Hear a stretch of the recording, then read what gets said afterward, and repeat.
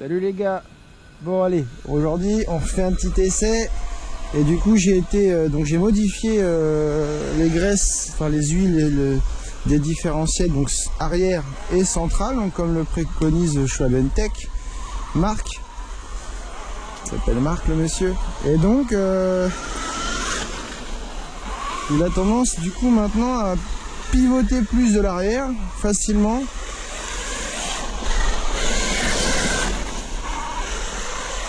Ouais, il drift plus facilement sans avoir à forcer sur l'accélération.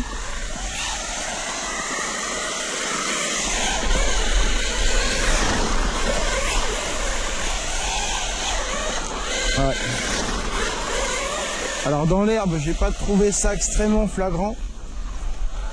Je trouve qu'il y a quand même encore tendance à se retourner facilement, mais sur du sol meuble comme ça. Ah, arbre.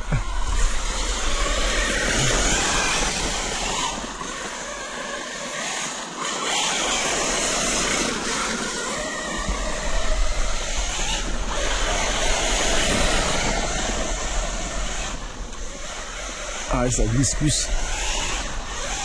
Fallait que je force un petit peu plus pour le faire partir. Et là, il glisse plus facilement, il drift plus facilement. Ah, il se retourne, la même limite a tendance à faire du demi-tour plus facilement, c'est clair.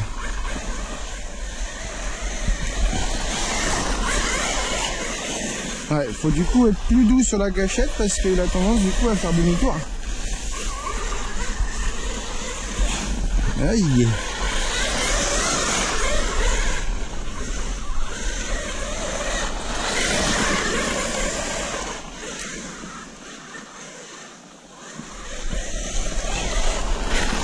Moi du coup besoin d'accélérer comme un bourrin pour qu'il fasse ça glisse pas.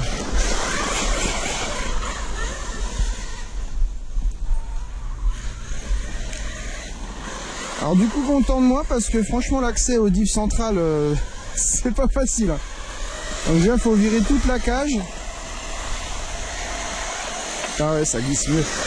Faut virer toute la cage. Donc c'est pas facile.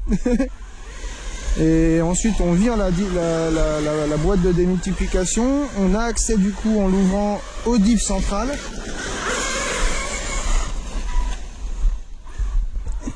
Et quand j'ai ouvert le diff central, j'ai déchiré le joint d'étanchéité. Ça gâche un peu toute l'intervention. Donc comme par hasard, bah, j'avais pas de joint. Hein. Donc je voulais pas le laisser démonter parce qu'il va falloir que j'en recommande pertinemment. Mais je voulais pas le laisser démonter parce que franchement j'avais vraiment peur de pas réussir à remonter facilement.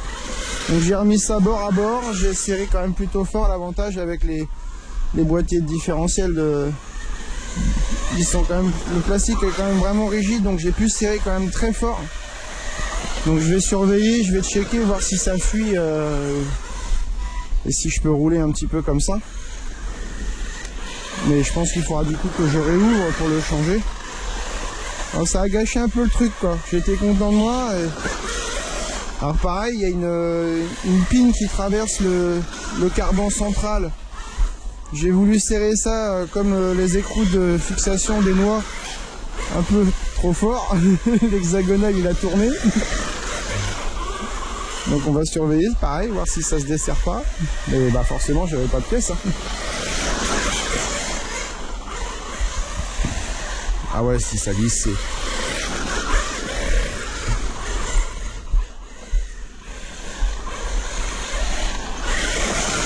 Ah, du coup, on a moins besoin de mettre la gâchette en coin pour glisser, quoi.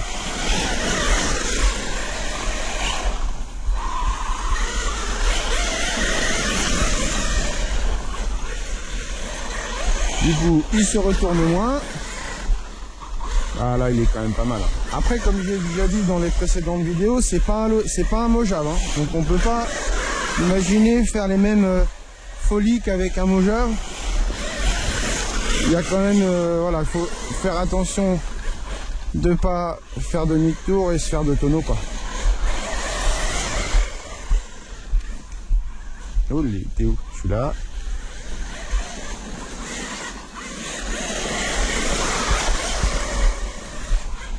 Aux larmes.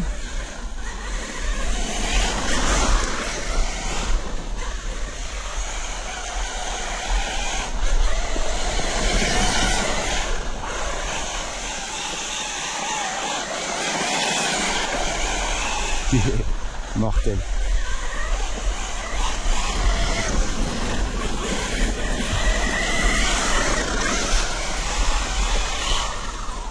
Arbre.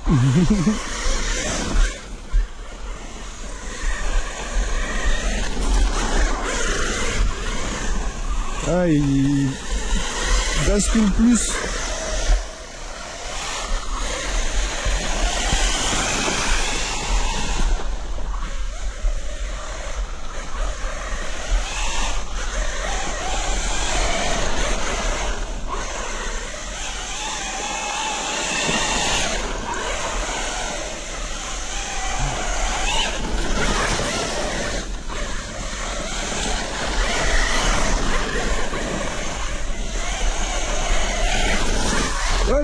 Ouais, forcément, à force d'abuser, puis là il atterrit dans l'herbe.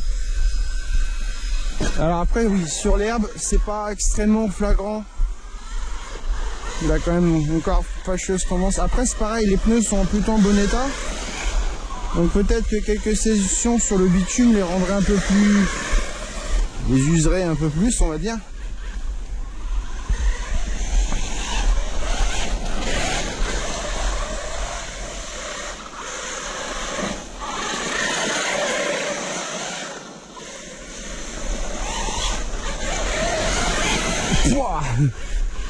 Bon là c'est bien sec hein.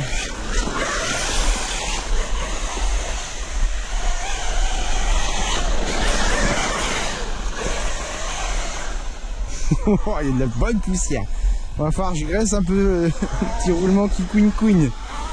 Pertinemment il a... oh, ça couine. Bon, allez à plus tard les gars. Ciao.